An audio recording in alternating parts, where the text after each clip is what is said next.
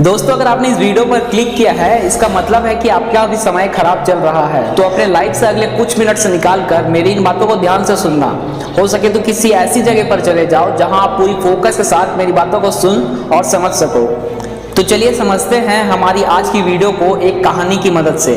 किसी ने बड़े कमाल की बात कही है, इंसान सुनता है, मन भर सुनने के बाद प्रवचन देता है तन भर और खुद ग्रहण करता है कर्ण भर। साथियों, यह कहानी है एक गरीब आदमी की। एक गरीब आदमी एक बार घूमता घामता एक राज्य की राजधानी में पहुंच गया। जिस दिन वहां पहुंचा उस दिन समारोह हो रहा था, उत्सव चल रहा था। उसने लोगों से पूछा कि भाई क्या चल रहा है। एक व्यक्ति ने बताया कि यहाँ पर हस्ती पर बंधन समारोह चल रहा है।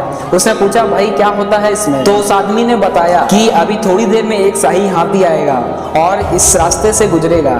उसकी सूंड में एक माला होगी। उसने वह माला आज जिस व्यक्ति को पहना दिया उसे इस राज्य का अगले 5 साल के लिए राजा बना दिया जाएगा। और हाँ, इस समारोह की खास बात है कि गरीब व्यक्ति भी इसमें भाग ले सकता है। यह बात सुनते ही वह खुश हो जाता है और सोचने लगता है कि क्या पता अपनी किस्मत चमक जाए और शायद आज मेरा दिन है कि मैं घूमते घामते यहाँ पहुँच गया। इसके बाद वह व्यक्ति भी लाइन में खड़ा हो जाता है और जैसे ही वह हाथी आया, शायद उस दिन प्रभु को भी यही मंजूर था, उन्हीं की कृपा थी। वह हाथी आया और उसकी सूंड में माला थी। उसने वह माला इस गरीब आदमी को पहना दी और जैसे ही उसके गले में यह माला डली, लोग जयकार लगाने लगे कि क्या बात है, अपना अगला राजा मिल चुका है। राजपुरोहित ने बुलाया, इसका तिलक किया गया और कहा अब आप शर्तें सुन लीजिए।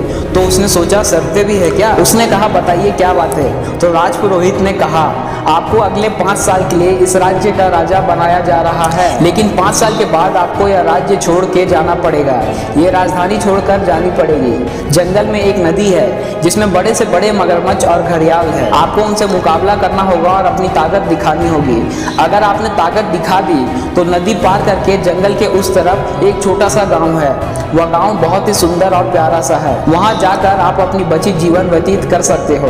कुछ लोगों ने ऐसा किया भी है और कुछ लोग अपने जीवन गंवा चुके हैं। अब आप बताइए कि क्या आप अगले 5 साल के लिए राजा बनने को तैयार है। गरीब आदमी, उसके पास खोने के लिए कुछ नहीं था, उसके पास गंवाने के लिए कुछ नहीं था। उसने अपने जीवन को सोचा, लाइफ को सोचा और उसने कहा सही है 5 साल के लिए तो राजा रहेंगे, फिर कुछ डिसाइड कर लेंगे, कुछ ना कुछ तो होगा 5 साल के लिए। वह राजा बनने के लिए तैयार हो जाता है और उसने अपने लाइफ के 5 साल, वो सबसे बेहतरीन 5 साल, उसमें बहुत अच्छे काम किए। सबका ख्याल रखा, सबका ध्यान रखा, सबका फेवरेट बन गया था। और 5 साल कब खत्म हो गया पता ही नहीं चला। विदाई का दिन आ गया, लोगों की आंखें भर आई। लोग सोचने लगे इतना अच्छा राजा हमें छोड़कर जा रहा है। लोग रोने लगे कि बेचारे को अब यातना सहनी पड़ेगी। वो नदी जो है ना, उसमें मगरमच्छ घड़ियाल सब मिलेंगे, क्या पता मर ना जाए। ढोल नगाड़ों के साथ उसकी विदाई कर दी गई। जब वह जंगल में पहुंचा तो नदी के इस किनारे पर उसकी विदाई के लिए लोग तैयार थे, लेकिन जैसे ही उसने सभी को प्रणाम किया लोग चौंक गए। यह खुशी खुशी नदी पार कर रहा है क्योंकि इसने उन 5 सालों में उस नदी पर लकड़ी का पुल तैयार करवा दिया था। लोग वापस प्रसन्न हो गए कि चलो सुरक्षित रहेंगे राजा साहब जहाँ भी रहेंगे।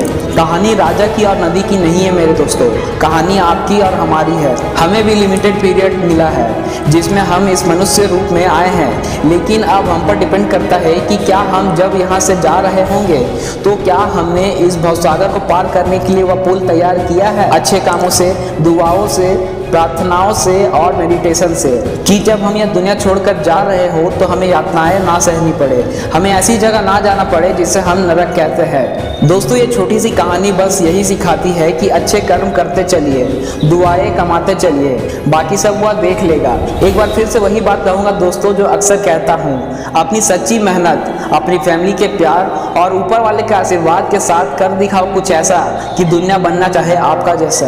दोस्तों, उम्मीद है आपको समझ आया होगा कि जब वक्त बुरा हो तो हमें जितना हो सके उतना अच्छा काम करना चाहिए। और इसी के साथ इस वीडियो को एंड करता हूं और उम्मीद है आप भी एक अच्छा काम जरूर करोगे। इस चैनल को सब्सक्राइब जरूर कर लेना।